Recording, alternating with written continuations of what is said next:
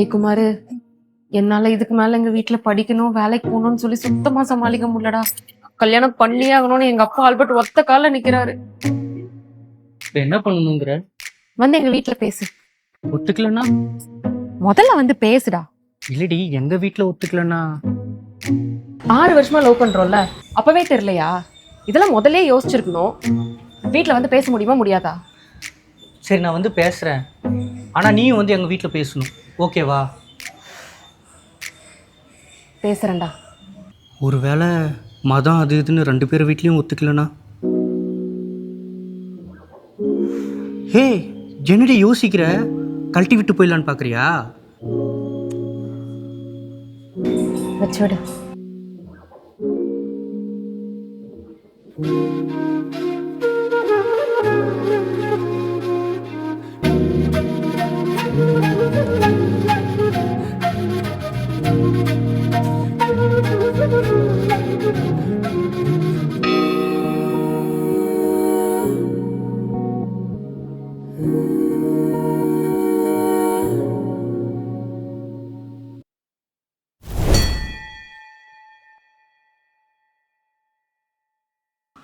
தம்பி என்ன பண்ணுறீங்க? சார், எனக்கு தம்பிலாம் யாரும் இல்லை சார். நான் வீட்டுக்கு ஒரே பையன். தம்பி, நான் உங்களை தான் கேட்டேன். சார், நான் ஒரு யூடியூப் சேனலில் டைரக்டராக ஒர்க் பண்ணிட்டுருக்கேன் சார். ஓஹோ, இந்த குறும்படம்லாம் எடுக்கிறீங்க அப்படித்தானே? ஆமாங்க சார். மேலே சொல்லுங்கள். மேலே சொல்கிறதுக்கு என்ன சார் இருக்குது? என்னை நம்பி ஆள்வியை கொடுங்க, சந்தோஷமாக பார்த்துப்பேன். மயிரில் பார்த்துப்பேன். ஏன்னா இந்த பிள்ளை கூட்டிகிட்டு வந்து நிறுத்தி வச்சிருக்கிறேன். அவங்க குடும்ப பழக்க வழக்கம் என்ன, நம்ம குடும்ப பழக்க வழக்கம் என்ன, இதெல்லாம் வந்து வராது. ஏங்க, பொட்டு வைக்கலினாலும் பொண்ணு பிள்ளை மாதிரி அழகா லட்சணமா இருக்கிறாங்க. அதெல்லாம் ஒத்து வருங்க. அதெல்லாம் சரி வராது. அங்கிள், உங்களுக்கும் எங்களுக்கும் என்ன பெரிய வித்தியாசம்? உங்க கடவுள் கிருஷ்ணர், எங்க கடவுள் கிறிஸ்துவர். நீங்கள் மேரியாமாக்கு கேக் வெட்டுவீங்க, நாங்கள் மாரியாமாக்கு ஆடு வெட்டுவோம். நீங்க பகவத்கீதை படிக்கிறீங்க, நாங்க பைபிள் படிக்கிறோம். அவ்வளோதான் சார் வித்தியாசம். அதெல்லாம் சரி. இப்போ ஆள்வீனாங்கிற பேரை ஆண்டாள் மாத்திட்டு எங்க வீட்டுக்கு நீ வந்துட முடியுமா? இல்ல உங்க வீட்டில் தான் விட்டுருவாங்களா? கண்டிப்பாக அப்படிலாம் விட முடியாது தம்பி. மற்ற பேரண்ட்ஸ் மாதிரி நான் லவ்வுக்கு எகென்ஸ்டாக கிடையாது. என் பொண்ணை தர்றேன். ஆனால் நீ கிறிஸ்டியனை கன்வெர்ட் ஆயிரு, என் பொண்ணை தர்றேன். அப்படி ஏதாவது மாறிட்டேன்னு வச்சுக்கோ, முருகன் மேல சத்தியமா சொல்றேன், மாரியாத்தால காவு வாங்கி போட்டுக்கணும்.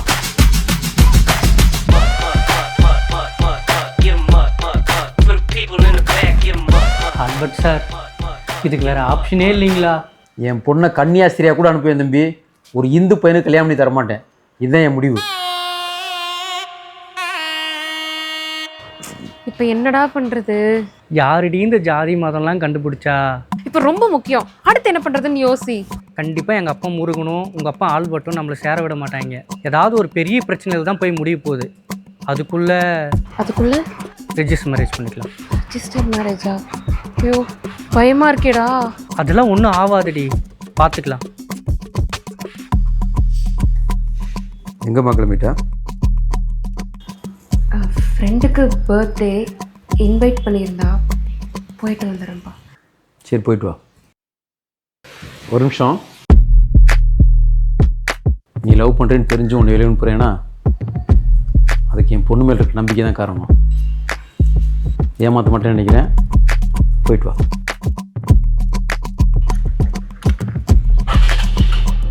ஏண்டா எங்கடா வெள்ளை வேஷ்டிலாம் கட்டிட்டு மாப்பிள்ளை மாதிரி கிளம்பிட்டேன்? நான் மாப்பிள்ளை தான்ப்பா. எது? அப்பா, ஃப்ரெண்டு கல்யாணம், துணை மாப்பிள்ளையா போகிறேன்ப்பா. துணை மாப்பிள்ளையா தான் போறியா இல்ல துணை தேடிட்டு போறியா? அப்படிலாம் இல்லைப்பா. சரி, போயிட்டு வா.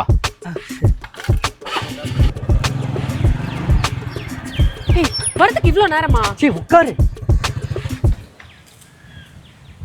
டேய் குமாரு, எங்க அப்பா என்ன ரொம்ப நம்புறாருடா. அதெல்லாம் பாவம் மன்னிப்பு கேட்டுக்கலாம்டி, உட்காரி.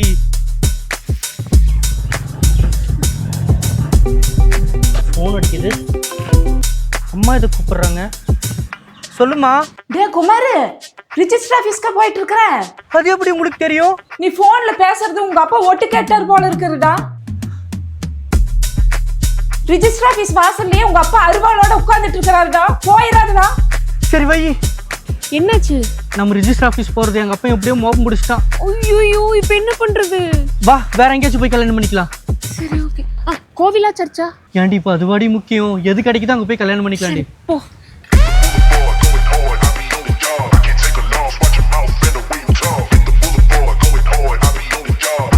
ஆல்பர்ட், உன் பொண்ணு ஒரு பையன் கூட போயிட்டு இருக்கா.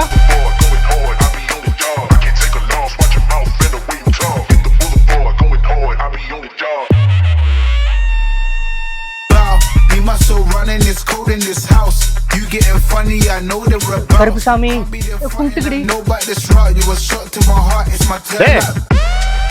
மரியாதையே இங்க வந்துரு, இல்லைன்னா 60 அவன் பின்னாடி வரு. அப்பா அப்பா குணமாப்பிளைய போறேன்னு என்னையே ஏமாத்திட்டா. தெரியாம பண்ணிட்டு அப்பா அப்பா சரியில்லை அப்பா என்னடா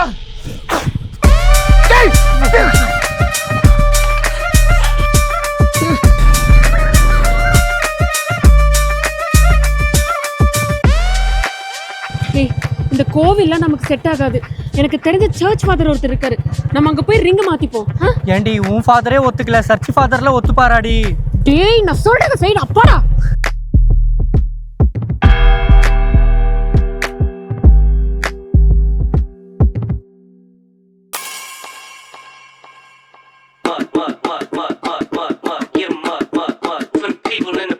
ஏய் நில்லுங்கடா.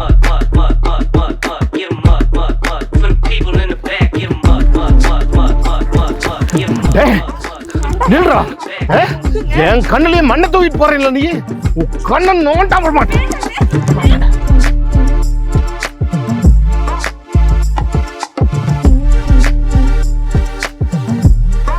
ஏய் ஆல்வி, ஒழுங்கா வெளியே வந்துரு. டே குமாரே, மரியாதையா வெளியே வந்துரு, இல்லைன்னா மாரியாதை காவு கொடுத்துருவேன். ஆல்வினா வெளியே வாமா பேசிக்கலாம். டே குமாரே, மரியாதையா வெளியே வந்துரு, இல்லைன்னா கேட்டெல்லாம் உடச்சிட்டு வெளியே வந்துருவான். வெளியே வந்துருமா, மரியாதை போயிருச்சு. வெளியே வா. வந்துரு. என்னோட பொறுமையை சோதிக்காத நீ, சும்மா இருங்க. சோதிக்காதா குமாரு.